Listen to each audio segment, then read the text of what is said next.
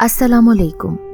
آج کی میری یہ ویڈیو ایک باہمت طلاق یافتہ عورت کی سبق آموز داستان۔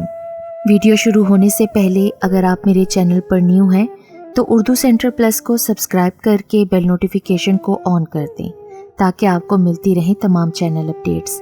آپ میری ویڈیوز کو زیادہ سے زیادہ شیئر کر سکتے ہیں۔ اب آپ مجھے ٹویٹر، فیس بک اور انسٹاگرام پہ بھی فالو کر سکتے ہیں۔ عابدہ کمال کی حوصلہ مند تھی۔ اس نے ہمیشہ اپنے حوصلے مضبوط رکھے تھے۔ برے وقت اور حالات کا ہمت سے سامنا کیا تھا۔ مشکلوں اور پریشانیوں سے گھبرا کر اس نے کوئی انتہائی قدم نہیں اٹھایا۔ اس سے کبھی صبر کا دامن نہیں چھوٹا تھا۔ قسمت کا لکھا سمجھ کر صبر کرتی رہی۔ اللہ کی رضا پر راضی تھی۔ جب بھری جوانی میں اس کی طلاق ہوئی اور 2 بچیوں سمیت اسے گھر سے نکال دیا گیا تو وہ اپنے بھائیوں کی دہلیز پر آ بیٹھی تھی، مگر وہاں بھی اسے چین اور سکون سے رہنے نہیں دیا گیا۔ پہلے ہی وہ ایک عذابناک زندگی سے گزر رہی تھی۔ بھائیوں نے مزید زندگی مشکل کر دی تھی اور پھر گھر سے ہی نکال دیا۔ وہ بے یار و مددگار وہاں سے نکلی۔ کوئی اس کو سہارا دینے والا نہیں تھا۔ مشکل حالات میں خاندان بھر میں کوئی ایسا مہربان نہیں تھا جو اسے سہارا دے اور وہ در در کی ٹھوکریں کھانے پر مجبور نہ ہو۔ مگر زندگی نے اسے بڑا مجبور کر دیا تھا، بلکہ وہ زندگی سے بالکل نا امید ہو چکی تھی۔ دکھ، تکلیف، پریشانی، بیماری نے مل کر اس پر حملہ کیا۔ اس میں زندہ رہنے کی بالکل ہمت نہ تھی، مگر وہ زندہ تھی تو صرف اپنی 2 بچیوں کی خاطر۔ ان کے مستقبل کے لیے وہ نہیں چاہتی تھی کہ کل کو میری بیٹیاں میری طرح در در کی ٹھوکریں کھائیں۔ پھر اس نے ہمت اور حوصلے کو یکجا کیا اور ہر برے حالات کا مقابلہ کرنے کی ٹھان لی۔ مریم بہت تیز ترار، زبان دراز، جھگڑالو اور غصیلی تھی۔ وہ حد درجہ بد دماغ اور منہ پھٹ بھی تھی۔ اس کی تلخ زبان کے باعث کئی رشتہ داروں سے اس کے تعلقات نہ ہونے کے برابر تھے۔ قریبی رشتہ دار اس سے بیزار تھے، مگر عابدہ کی ماں کے ساتھ اس کے گہرے تعلقات تھے۔ وہ دونوں جب ملتی فضول باتیں بے ہنگم کہکے لگائے جاتے، محلے بھر کی خبریں ایک دوسرے کو دی جاتی تھیں۔ ان کے خیالات کافی حد تک ملتے تھے۔ یہی وجہ تھی کہ ان کی گہری دوستی ہو گئی تھی۔ جب عابدہ جوان ہوئی تو مریم نے اس کی ماں سے اپنے بیٹے شعبان کے لیے رشتہ مانگا۔ وہ انکار نہیں کر سکی، بلکہ بے حد خوش ہوئی۔ یوں ان کی دوستی رشتہ داری میں بدل گئی۔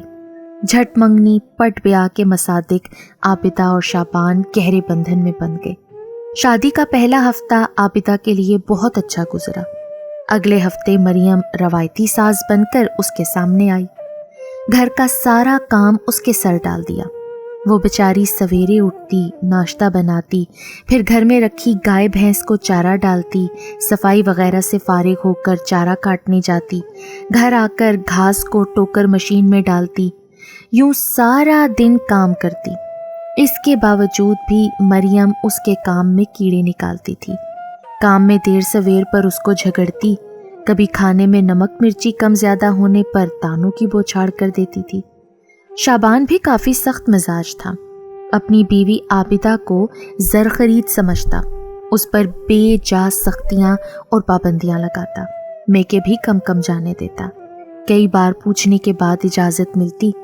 کسی پڑوسن کے گھر جانے پر سخت پابندی لگا دی تھی، اور عابدہ کی کسی سے دوستی اس سے برداشت نہیں ہوتی تھی۔ اگر کوئی بھول کر عابدہ سے ملنے آ جاتی، اس کے سامنے ہی وہ عابدہ پر بے جا غصہ کرتا، جس کے بعد وہ ملنے والی دوبارہ اس گھر کا رخ نہیں کرتی تھی۔ عابدہ کی اس گھر میں نوکرانی سے بھی کم عزت تھی۔ شعبان کے لیے پاؤں کی جوتی تھی۔ وہ بیوی پر دبدبا رکھنا مردانگی سمجھتا تھا۔ شب و روز یوں ہی گزرتے رہے۔ عابدہ کی طبیعت خراب رہنے لگی۔ اسے انکشاف ہونے لگا کہ وہ ماں بننے والی ہے۔ اس کے دل میں خوشی کی لہر دوڑ گئی۔ خوشی کا کوئی ٹھکانہ نہیں تھا، مگر اسے یہ خوشی زیادہ دن راس نہ آئی۔ جب اس نے ننھی پری کو جنم دیا تو شعبان اور اس کی ماں بیٹی کی پیدائش پر بالکل خوش نہیں ہوئے۔ شاید ان کو بیٹا چاہیے تھا۔ یوں عابدہ کی زندگی کی حقیقی خوشی بھی اس کے لیے عذاب بنا دی گئی۔ عابدہ کی گھریلو زندگی بہت مشکل گزر رہی تھی۔ اسی دوران اس نے سلمیٰ کی صورت گھر کو رونق بخشی تو ساس اور شوہر اس سے نفرت کرنے لگے۔ وہ ماں بیٹا بچیوں کو کوستے تھے۔ انہی دنوں ان کی بھینس شاید زیادہ چارہ کھانے کی وجہ سے مر گئی۔ کوئی پڑوسن مریم سے ملنے آئی تو مریم کہنے لگی، منحوس نے جب سے منحوسیت پیدا کر دی ہے نا، ہمارا چین سکون لٹ گیا ہے، آئے روز کوئی نئی مصیبت نازل ہوتی ہے۔ مریم کے یہ الفاظ سن کر عابدہ کو بہت گہرا صدمہ پہنچا۔ اس نے اپنی بیٹیوں کو گلے لگا لیا اور بے آواز رونے لگی۔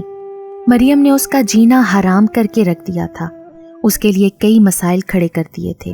اس کی یا بیٹیوں کی طبیعت خراب ہونے پر بھی حال تک نہ پوچھتی تھی۔ شعبان بھی بیوی اور دونوں بیٹیوں کا ذرا بھی خیال نہیں رکھتا تھا۔ اسے کوئی فکر تھی نہ پرواہ، وہ شروع سے ہی لاپرواہ تھا۔ یوں آئے روز عابدہ کے حالات تنگ ہوتے جا رہے تھے، مگر وہ جیسے تیسے جی رہی تھی۔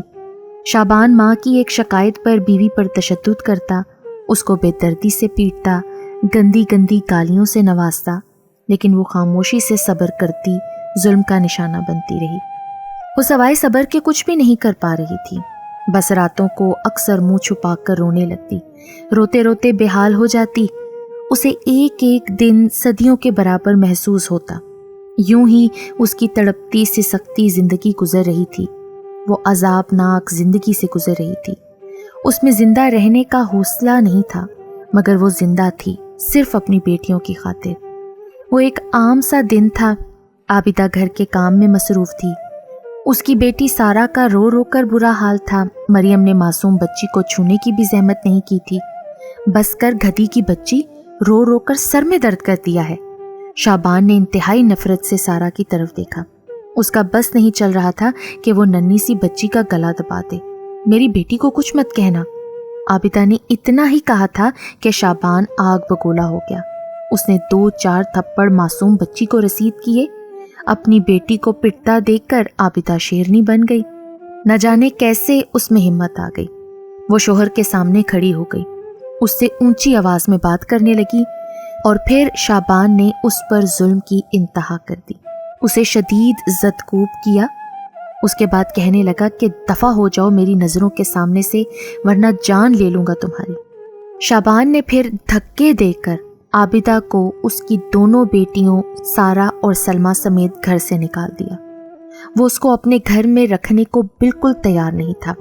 کچھ دوست رشتہ داروں کے لان تان اور سمجھانے کے بعد وہ عابدہ کو گھر تو لے کر آیا، مگر سیدھے منہ اس سے بات نہیں کرتا تھا۔ عابدہ لاکھ کوششوں کے باوجود اس کا دل جیت نہیں سکی تھی۔ وہ ایک ہی گھر میں اب اجنبیوں کی طرح رہ رہے تھے۔ یوں ہی کچھ دن گزرے کہ ایک روز مریم نے عابدہ کو حکم صادق فرمایا، مجھے وارث چاہیے۔ وہ یوں کہہ رہی تھی جیسے یہ سب بہت آسان ہے اور بیچاری عابدہ کے اختیار میں ہے، وہ جب چاہے گی بیٹا پیدا کر لے گی۔ عابدہ نے بڑی معصومیت سے اپنی ساس کو دیکھا، مگر اس نے حقارت بھری نظروں سے اسے دیکھا اور منحوسیت کے طعنے دیتی چلی گئی۔ شام کو جب شعبان آیا، ماں کے کہنے پر اس نے بھی بیوی پر دباؤ ڈالا، مجھے میرا بیٹا چاہیے، میرا وارث۔ پر یہ میرے اختیار میں تو نہیں ہے نا شعبان، اس میں میرا کیا قصور ہے؟ تمہارا یہی قصور ہے کہ تم وارث پیدا نہیں کر سکتی۔ شعبان بھڑک اٹھا، اس کے چہرے پر فرونیت برس رہی تھی۔ پر بیٹیاں تو خدا کی خاص رحمت ہوتی ہیں نا، چل بکواس بند کر، اپنی جان سے مار دوں گا میں تجھے۔ نہ جانے وہ کون سا لمحہ تھا کہ عابدہ سے برداشت نہ ہوا اور اس کے منہ سے نکلا، خدا کے قہر سے ڈرو، جب اس کی پکڑ ہوئی نا تو تم لوگوں کا انجام بہت برا ہوگا۔ عابدہ کے یہ الفاظ سن کر شعبان کا چہرہ سرخ ہو گیا۔ وہ پاگل کتے کی طرح عابدہ پر جھپٹ پڑا، اس پر لاتوں مکوں کی بارش کر دی، اسے اس قدر بے دردی سے مارا کہ کربناک چیخیں آسمان کو چھونے لگیں۔ وہ اس کی جان کا دشمن بن گیا تھا، شاید وہ اسے جان سے مار دینا چاہتا تھا، لیکن چیخو پکار کی آوازیں سن کر محلے والوں نے آ کر عابدہ کی جان بچائی۔ شعبان نے اس کی جان تو بخشی، مگر گھر سے ہمیشہ کے لیے نکال دیا۔ وہ بہت روئی پیٹی، لیکن رونے سے حالات بدلتے ہیں، نہ ہی اس کے حالات بدلے۔ اس رات کی صبح عابدہ کے لیے بربادی کا باعث بنی۔ شعبان نے اسے پھر طلاق دے دی۔ وہ طلاق کے بعد زندہ لاش بن گئی تھی۔ تھوڑا بہت خیال رکھنے والی بھابیاں اب اس سے خار کھانے لگیں۔ بھابیاں آئے روز اس سے جھگڑتی تھیں، تانے دیتی تھیں، اس کی معصوم بیٹیوں پر طرح طرح کے ظلم کرتیں، ان کو گھر کا بچا ہوا کھانا دیتی تھیں، اپنے بچوں کے اترے ہوئے کپڑے پہننے کو دیتیں۔ وہ بھائیوں کے گھر نوکرانی بن کر سارا دن کام کرتی تھی، مگر اس کے باوجود بھی اسے وہ عزت نہیں ملی جس کی وہ حقدار تھی۔ بھائیوں نے دوسری شادی کرنے پر دباؤ ڈالا، مگر اس نے صاف انکار کر دیا کہ میں دوسری شادی نہیں کروں گی، اپنی بیٹیوں کو خود پالوں گی۔ اور پھر اس نے ہر وہ دروازہ کھٹکھٹایا جو وہ جانتی تھی، مگر کسی نے بھی اس کو سہارا دینے کی زحمت نہیں کی، کوئی اس کو پناہ دینے کو تیار نہیں تھا۔ وہ دوست، رشتہ داروں اور ارد گرد کے لوگوں سے بالکل نا امید ہو گئی تھی۔ ایسا کوئی مہربان نہیں تھا جو اس کی مدد کرے، کوئی ہمدرد نہیں تھا جو اس کو تسلی دلاسا دے۔ وہ کربناک زندگی سے گزر رہی تھی، دکھ، کرب، اذیت اس کی زندگی کا حصہ بن گیا۔ دکھوں، غموں اور مسلسل سوچوں نے اسے بیمار کر دیا تھا۔ موت اس کے قریب قریب تھی، مگر وہ ابھی مرنا نہیں چاہتی تھی، اسے زندہ رہنا تھا، اپنی بیٹیوں کے لیے، ان کے مستقبل کے لیے۔ انہی دنوں عابدہ کی ملاقات اس کی دور پار کی خالہ سے ہوئی۔ زبیدہ خالہ بہت اچھی، ہمدرد اور نیک خاتون تھیں۔ اس نے عابدہ اور اس کی بیٹیوں پر شفقت بھرا ہاتھ رکھا، عابدہ کی ہمت بندھائی اور پھر ان کو اپنے گھر کی بالائی منزل پر رہنے کے لیے ایک کمرہ دے دیا۔ یوں عابدہ نے سکون کا سانس لیا۔ خالہ نے عابدہ کو لوگوں کے گھروں میں صفائی وغیرہ کے کام پر لگا دیا۔ وہ جب کام پر جاتی، خالہ اس کی بچیاں سنبھالتی، ان کا خوب خیال رکھتی۔ یوں خالہ نے ان کی زندگی آسان بنا دی، بلکہ اس کے جسم میں ایک نئی روح پھونکتی تھی۔ چند ماہ میں ہی عابدہ کے حالات بہتر ہو گئے۔ اب اسے اپنی بیٹیوں سارہ اور سلمیٰ کے مستقبل کی فکر ستانے لگی۔ وہ بیچاری خود تعلیم حاصل نہ کر سکی تھی، لیکن اپنی بیٹیوں کو تعلیم دلانا چاہتی تھی۔